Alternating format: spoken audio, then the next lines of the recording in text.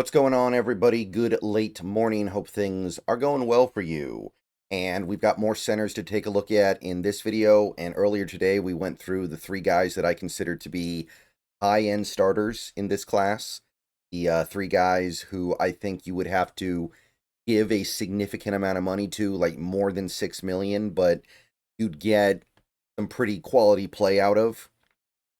Now we're going to move down a little bit. These are the mid-level starters. These are just starters. They're pretty good. They can play, but you're not going to get anything extraordinary out of them in all likelihood, but you're also going to have to spend less money. These guys on a per year basis, I imagine, and it's sometimes you're way off on your estimates here. These are guys who would be like more than 3 but less than 6 million per year. So somewhere between that $3 to $6 million a year range. Some of them would be multi-year, some of them would be 1 year.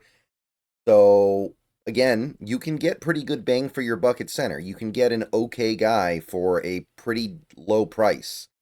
Like, think about how much you would have to spend to get an okay quarterback or an okay cornerback. It's more than 3 to 6 million typically. So let's take a look. We've got 4 candidates, and again, I want to stress that I am guesstimating when trying to determine who is going to get what and how the NFL will perceive these players. First guy is Coleman Shelton, former Washington Husky. Could be a homecoming here. Turns 30 in July, so age is becoming a thing, but not a huge thing. Spent 5 years with the Rams, then spent 1 year with the Bears. Has done a lot of starting over the last 3 seasons. Pretty good player. Not on that level of Drew Dalman, but according to PFF, they like him. Most other places consider this guy to be a very respectable center, very respectable player. I think that he is a starter in this league very clearly. Not one of the best starters in the league, but he gave you over 1,100 snaps last year, all at center, and it was graded above average. Year before that, they graded him a little above average as well, over 1,100 snaps. So he's been a reliable and consistent force at the center position across 2 different teams over the last 2 years, starting pretty much every game since he got the starting job in 2022. Missed 4 in 2022, but he has been a pretty steady Eddie for them, and the Spotrac page gives him 2 years, 11.7 million. So decent amount of money, not far off from Drew Dalman, but a little bit less. And there's also less of a long-term commitment, and you're saving a little bit overall. 5.8 million per year for a guy who is a quality starter. And I call this guy a mid-level starter, but maybe he's a tiny bit better than that. I don't think he's a high-end starter. There's nothing I've seen to indicate that he is, but he seems like the guy you would go for if you want a guy like Drew Dalman, but you just don't quite have the money for it. But this might be better than Josh Myers, who we talked about in the previous video. This might be cheaper and better than Josh Myers, maybe. Next guy is Robert Hainsey. Robert Hainsey, Tampa Bay Buccaneer, 3rd rounder in 2021. Excuse me. Played tackle his first year and then started every game for 2 straight seasons at center. And then last year he became a backup. It doesn't seem like he became a backup because he was bad. He became a backup because Tampa Bay drafted the Duke guy. What was his name? The Duke tackle that got moved to center. I cannot remember his name off the top of my head, but Tampa Bay drafted a guy that they converted to center, and Hainsey lost his job. Only started 1 game, so not exactly the way you want to go out on your contract year, right?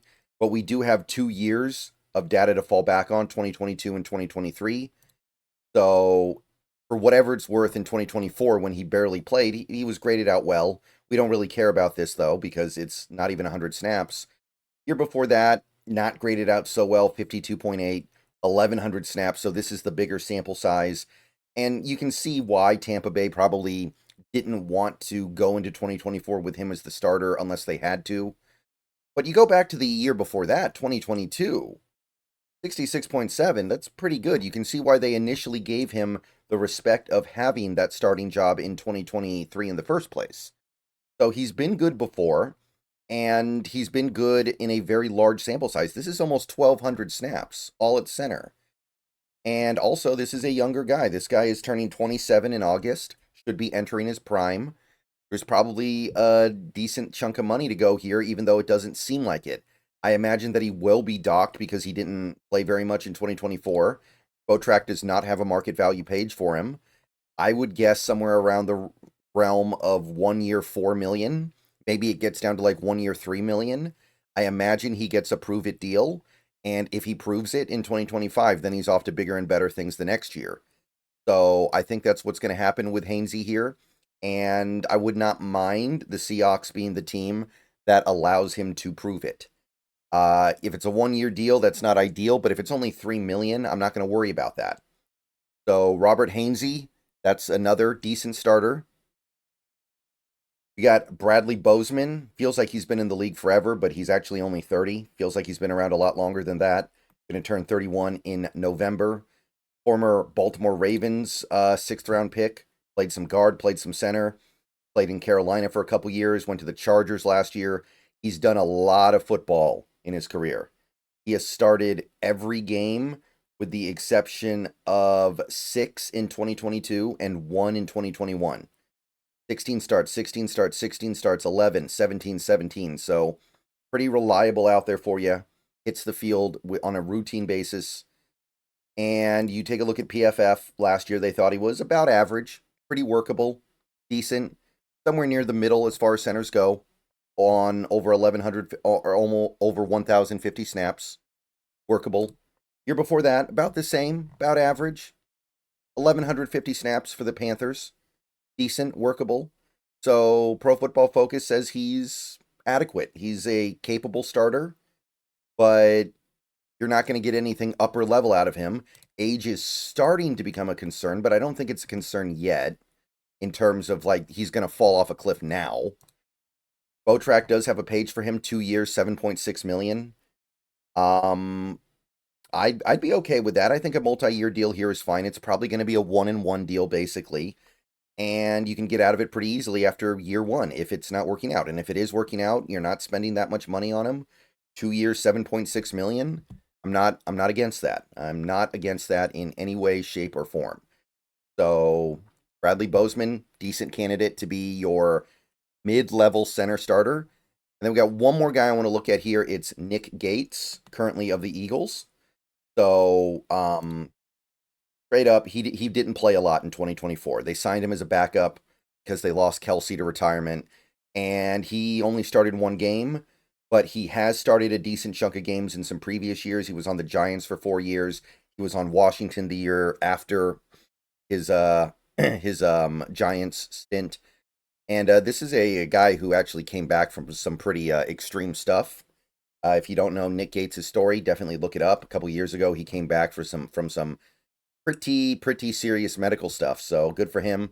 And now he's I think he's ready to maybe get another starting gig in this league after taking a year as basically a backup. The little bit he played in Philadelphia was not graded particularly well, but it's not even 100 snaps. The important thing I want to look at here is 2023, when he was considered to be an above average starter for Washington at center across 640 snaps.